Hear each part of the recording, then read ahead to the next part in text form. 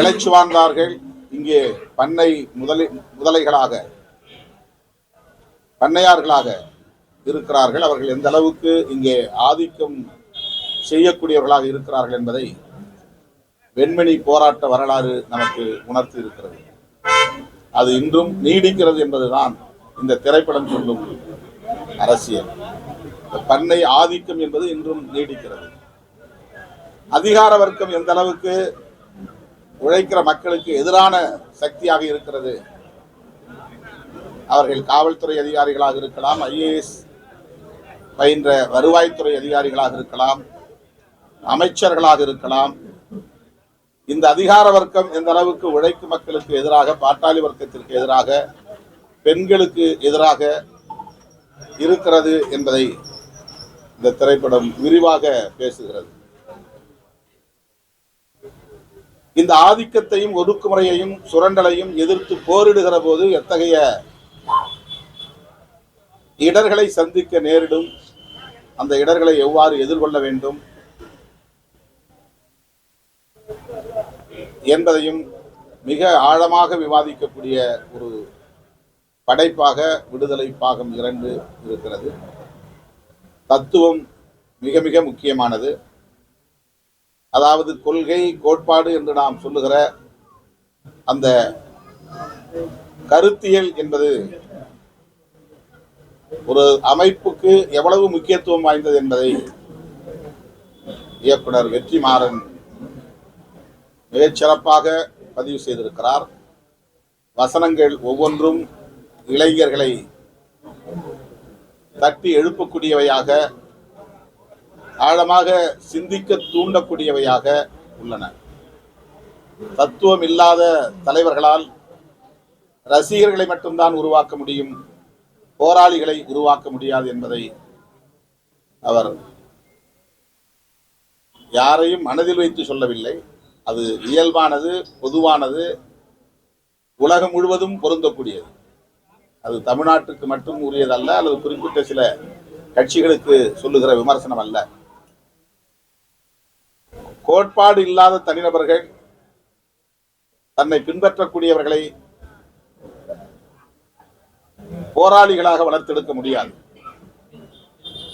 வெறுமன கைத்தட்டக்கூடியவர்களாக, தனிநபரை போற்றக்கூடியவர்களாக மட்டுமே வளர்க்க முடியும். இது யதார்த்தமான உண்மை. ஆகவே தத்துவம் அல்லது கோட்பாடு என்பது மக்கள் பணி ஆற்றக்கூடிய அமைப்புகளுக்கு மிக இன்றியமையாதது. அதை காட்சிக்கு காட்சி பல்வேறு இடங்களில் மிக அழகாக விவாதிக்கிறார்.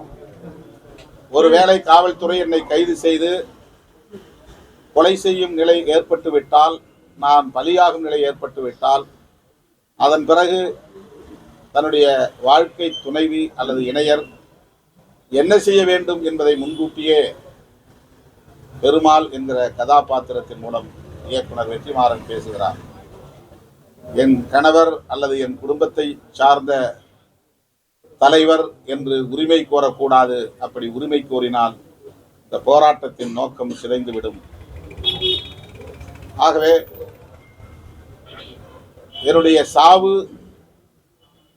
ஒரு தத்துவத்திற்கானது, அடுத்த தலைமுறைக்கானது, இன்னொரு தலைமுறையை வழிநடத்தக்கூடியது என்கிற வகையில் அது அமைய வேண்டும். அப்படித்தான் அதை நீ அணுக வேண்டும் என்று முன்கூட்டியே தன்னுடைய வாழ்க்கை இணையருக்கு எடுத்துச் சொல்லுகிற பாத்திரமாக கதாபாத்திரம் அமைந்திருக்கிறது. அதே வேளையில் அதிகார வர்க்கத்தை எதிர்த்து போரிடுகிற போது கூட ஒரு வரட்டுத்தனமான, மூர்க்கத்தனமான அணுகுமுறையாக அது இருக்கக்கூடாது. தன் வழி அறிந்து, மாற்றான் வழி அறிந்து எந்த நிலைப்பாட்டையும் எடுக்க வேண்டும் என்பதை காட்டில் நடக்கிற யுத்தத்தின் போது கதாபாத்திரம், கதாநாயகன் பெருமாள் தன்னுடைய குழுவினருக்கு அறிவுரை சொல்லுகிறார். நான் அவர்களுக்கு தேவை, என்னை அவர்கள் கைது செய்து நீதிமன்றத்தின் முன்னால் நிறுத்த விரும்புகிறார்கள். அங்கே நாம் நம்முடைய அரசியலை பேசுவோம். நாம் ஒரு குழுவாக சுருங்கிவிடக்கூடாது, சிதறிவிடக்கூடாது. நம்முடைய அரசியலை பொதுவெளியில் பேசுவோம், மைய நீரோட்டத்தில் பேசுவோம் என்று தன்னுடைய குழுவினரை சமாதானப்படுத்தி அவர் வெள்ளை கொடி காட்டி காவல்துறையினரின் கைது நடவடிக்கைக்கு ஒத்துழைக்கிறார். ஆனால் அதிகார வர்க்கம் எப்போதும் அதிகார வர்க்கமாகவே இருக்கும் என்பதை காவல்துறை அதிகாரிகள் மூலம் உறுதிப்படுத்துகிறார். தன்னை கைது செய்யுங்கள் என்று 2 கைகளையும் உயர்த்தி கொண்டு வருகிற அந்த போராளியை கைது செய்யாமல் சுட்டுக் கொள்ளுகிற ஒரு காட்சி எனக்கு முள்ளிவாய்க்கால் இறுதி யுத்தத்தின் போது நடந்த சம்பவம் நினைவுக்கு வந்தது. வெள்ளை கொடி காட்டி விடுதலை புலிகள் கைது செய்வதற்கு ஒத்துழைக்கிறோம் என்று அறிவித்த பிறகு அரசியல் துறை பொறுப்பாளர் நடேசன் உட்பட பல முன்னணி தலைவர்கள் சுட்டுக் கொல்லப்பட்டார். அதை இலங்கையில் நடக்கிற அதிகார வர்க்கத்தின் கொடுமையாக இருந்தாலும், மாவோயிஸ்டுகளின் களத்தில் நடக்கிற அந்த கொடுமையாக இருந்தாலும், அதிகார வர்க்கம் எப்போதும் ஆளும் வர்க்கத்தின் பண்புகளைத்தான் வெளிப்படுத்தும் என்பதை இந்த திரைப்படமும் உணர்த்துகிறது. இது காலத்திற்கு மிக மிக இன்றியமையாத ஒரு தேவை. வலதுசாரி அரசியலை வீழ்த்துவதற்கு இந்திய அரசியலில் இடதுசாரி அரசியல் வலுப்பெற வேண்டும். இடதுசாரி அரசியல் என்பது கம்யூனிஸ்ட் கட்சிகளையும் தாண்டி அம்பேத்கரிய அரசியலாக, பெரியாரிய அரசியலாக இந்த மண்ணில் பரிணாமம் பெற்றுள்ளது. வலதுசாரி அரசியலை அல்லது பிற்போக்குவாத அரசியலை, ஏகாதிபத்திய ஆதரவு அரசியலை, முதலாளித்துவ ஆதரவு அரசியலை, நிலப்பிரபுத்துவ ஆதரவு அரசியலை எதிர்க்கக்கூடிய வலிமை இடதுசாரி அரசியலுக்கே உண்டு. அந்த இடதுசாரி கருத்தியல் இந்த மண்ணில் வலுப்பெற வேண்டும். அது தமிழ் மண்ணில் மட்டுமல்ல, ஒட்டுமொத்த இந்திய அளவிலும் அது தேவைப்படுகிறது. தமிழ் மண்ணில் அது தமிழ் தேசிய இன விடுதலைக்கான அரசியலாக பரிணமிக்க வேண்டும் என்கிற விருப்பம் ஒருபுறம் இருந்தாலும், அதே போல ஒவ்வொரு மாநிலங்களிலும் தேசிய இன அரசியல் என்பது உருவாக வேண்டும், வலுப்பெற வேண்டும் என்கிற கருத்தையும் இந்த திரைப்படம் உணர்த்துகிறது. ஆகவே இது வெறும் பொழுதுபோக்கு திரைப்படம் அல்ல, அல்லது வணிக நோக்கில் எடுக்கப்பட்ட திரைப்படம் அல்ல.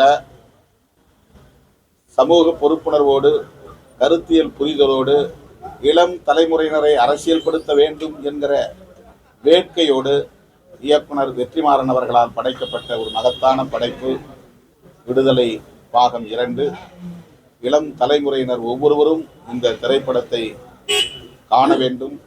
ஒரு முறைக்கு பல முறை பார்த்து இதில் தெளிவு பெற வேண்டும். இந்த அரசியல் காலத்திற்கு மிக மிக தேவையான ஒன்று என்பதை சொல்லி, இயக்குனர் அவர்களுக்கும் நம்முடைய மக்கள் செல்வர் அவர்களுக்கும் இந்த திரைப்படத்தில் பங்கேற்ற அத்தனை கலைஞர்களுக்கும் படைப்பாளர்களுக்கும் என்னுடைய வாழ்த்துக்களையும் பாராட்டுகளையும் நன்றியையும் தெரிவித்துக் கொள்கிறேன். புரட்சிகர அரசியல்